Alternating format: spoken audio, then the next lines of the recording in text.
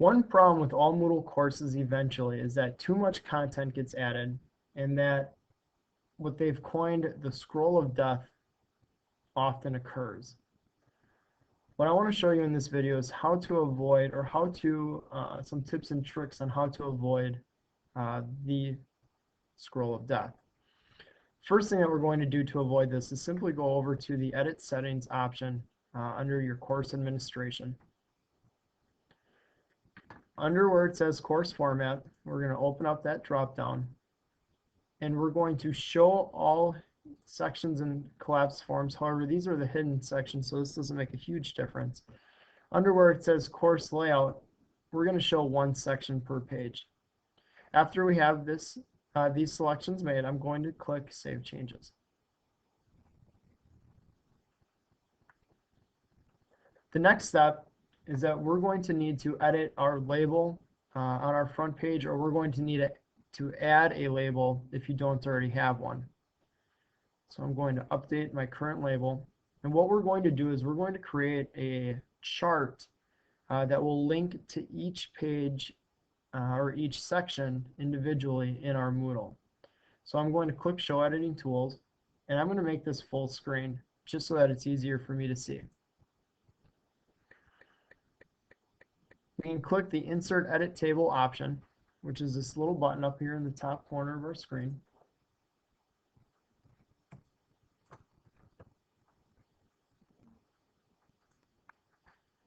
And just for the sake of this demo, I'm going to make it 4 columns wide, 2 rows tall. I'm going to center my table, and if you want to play with some of these other settings, you can. I'm going to click Insert. Oh.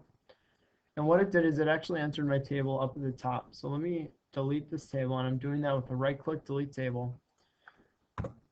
Put your cursor where you want that table to be inserted prior to inserting the table. So let's do that again.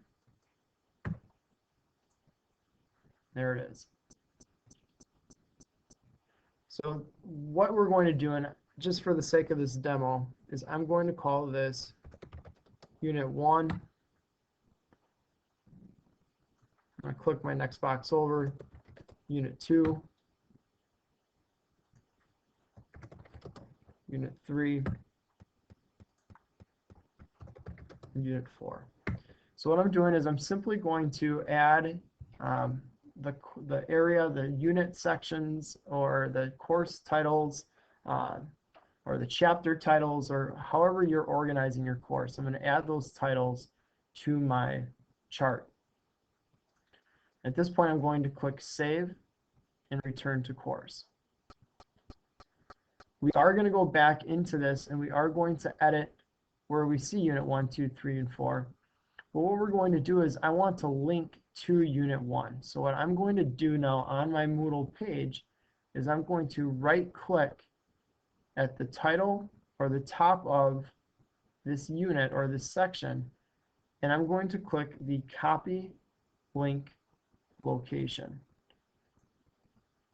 And when you right-click on that title and you say Copy Link Location, what that will do is it will give us a link that's specific to this unit in Moodle. I'm now going to go back to my table, so I'm going to update my table. Once again, I'm going to show my editing tools and make it full screen. I'm going to highlight Unit 1, click on my insert link, and I'm going to paste the Control-V that link that we just copied. It's going to give us a URL, and you're going to see that at the very end of that URL it says section equals 1. Each section is identified with a number. The URL is not going to change. So you could simply paste for section 1, Unit 2 would be section equals 2, Unit 3 would be section equals 3, Unit 4 would be section equals 4. And I'll show you how to do that in just one second. So now that this is added, I can click Insert, and this link, this should be linked now where it says Unit 1. If I want to link Unit 2, I can highlight Unit 2,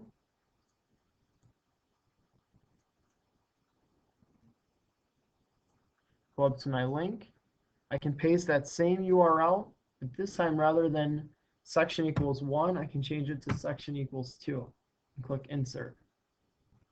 When I'm all done, I can go back to the regular screen, out of full screen mode, click save and return to course.